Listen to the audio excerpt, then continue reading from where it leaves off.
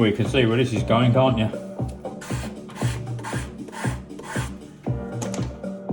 All I can say is the glass has begun.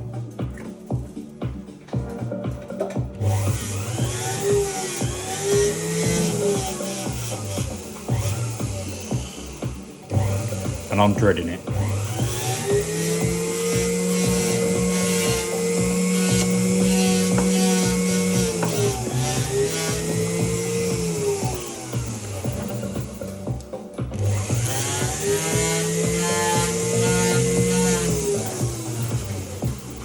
This is basically a headliner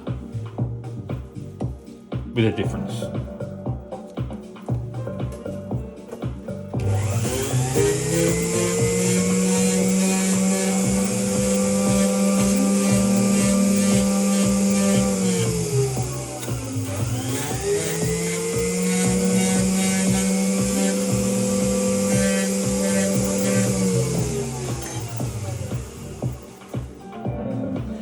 Basically, I've been looking into this and I don't want to go down the same route as I had with the Rascal with vases and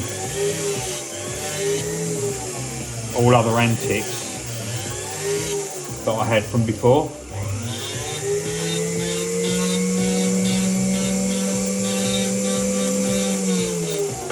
So I've come up with an idea.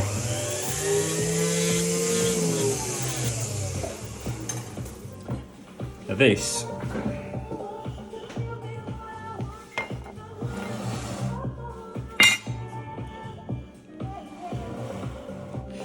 basically what we've got here is a headliner and also a support for the glass.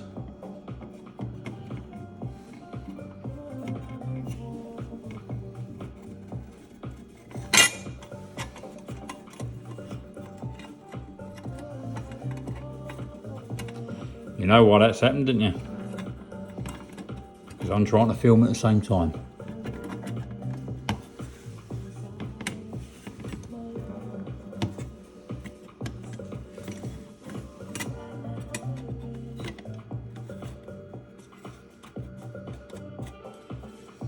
Looks like it was made for it. Now the idea of it is that that will go in or nearabouts there.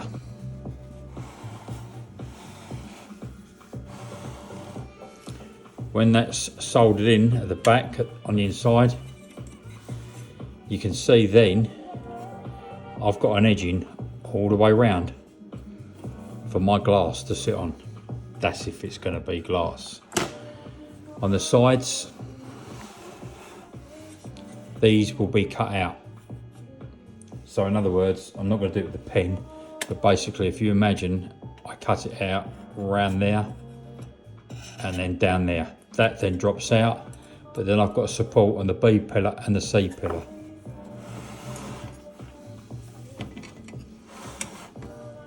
Exactly the same as this. Again, that will go up into there. I will then cut down there, around and right the way down into there. This, as a lot of you will know, is called going by the seat of your pants, literally. Because I don't know where I'm going with it. That's the God's honest truth. All I can do is go by my gut. So if that's up in there like that, at least I've got a tiny 0.5mm edge there, that when the glass, for argument's sake, no, for argument's sake is that, well no, it's the original parts. If that's going to be pushed, if it's going to be pushed in that way, I might be able to make two tiny curled edges, one in that corner, one in that corner. It'll be very discreet, and then across the top here, the glass can sit bang into it. If you understand what I mean.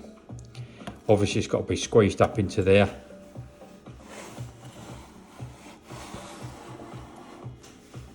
As it will be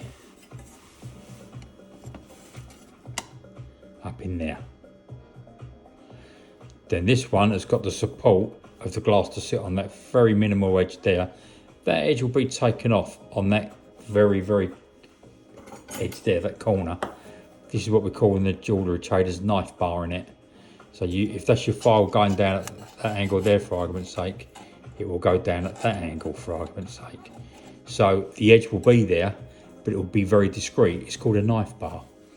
That's what you do when you're doing a drop down of a diamond pendant and you've got another diamond at the bottom. You don't want all the metal to be seen, so you angle it up like a knife.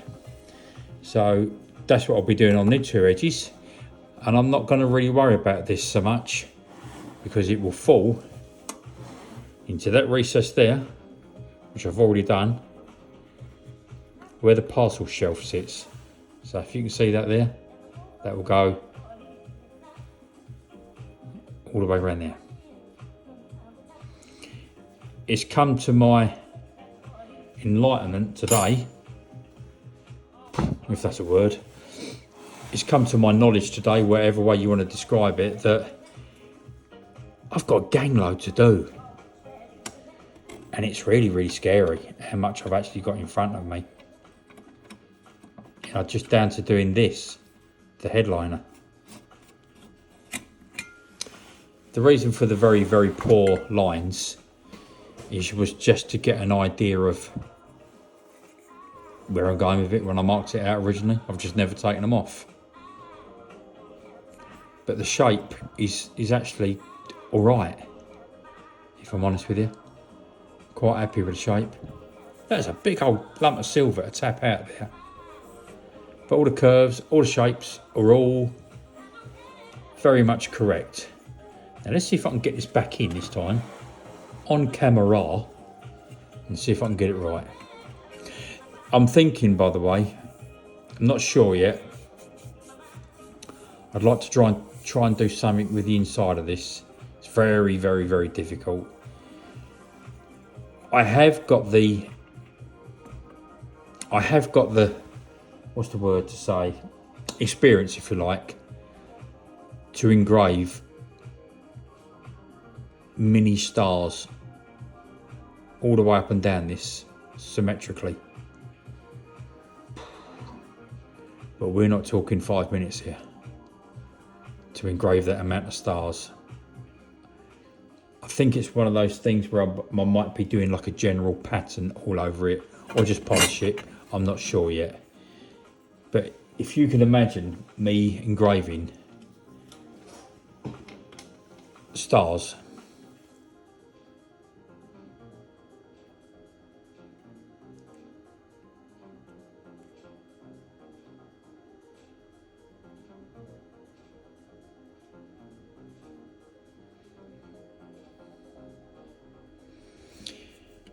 can you imagine how much work that'd be? And they're too big. You'd really need to be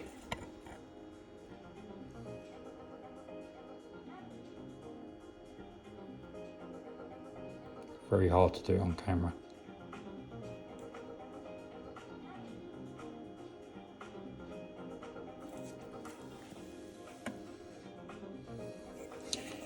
But if you was to imagine like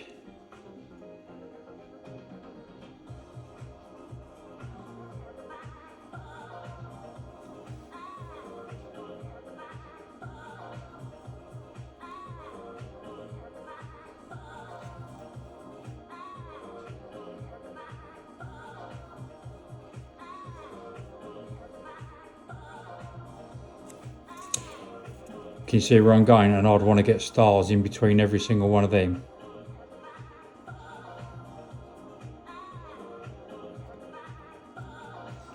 And then up in there on that line. And then in between that line. And then on that line. Just drawing it's hard enough. But in all fairness though, I am on camera. But can you imagine doing that all the way throughout? I'm not so sure. Anyway, but in the meantime, let's just do this one more time before I go home to my woman. See if I can get this right in one hit without it tipping down. Don't think it's going to happen. Nah. Ooh.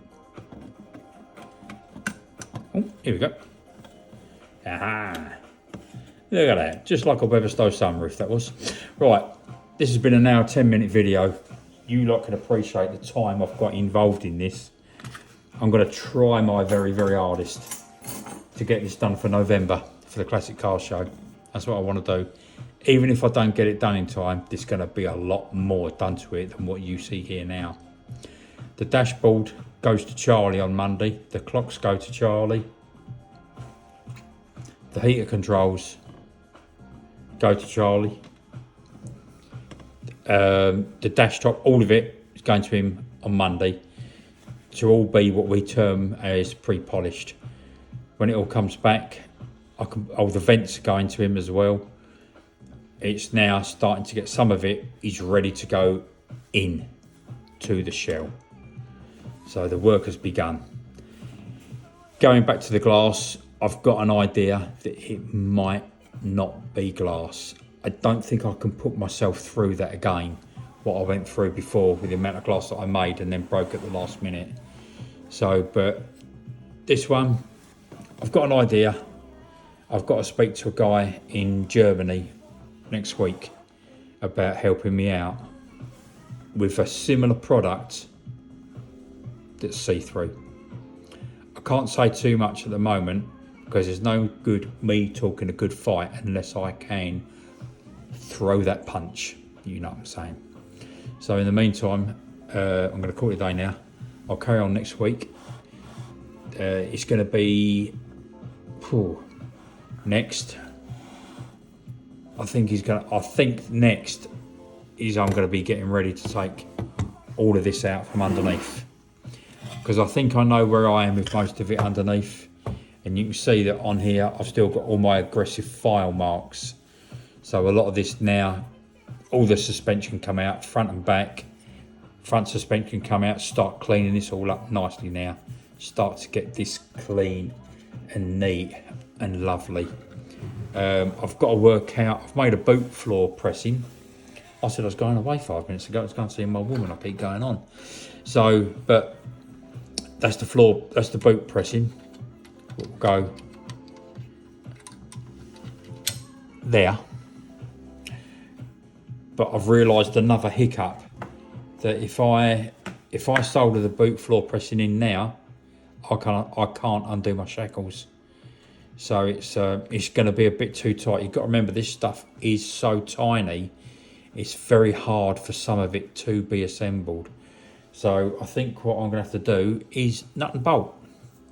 So I think I'm going to have to make that pressing hole there and that one there. I think next week I will probably make some white gold bolts, because the white gold bolts that I can use will match in with the silver. Some of the silver, but if I make screws and bolts out of silver, sometimes they're just too soft. But if I make them out of hard white gold, it's got that resistance to stay strong as you nut them down. So anyway, I'll address that part of it next week. All the leaf springs have got to come out. I don't know how BDI you lot are, but down there I've made one shock absorber. And that little bugger works as well. So it's things like that. I've got to make the other shock absorber to go that side. So in front of me, still a ton of work, a proper ton of work. I am definitely going home now. So I bid you a good weekend. I shall carry on next week, and trust me, I'm on it. Have a good weekend, you lot. Good evening.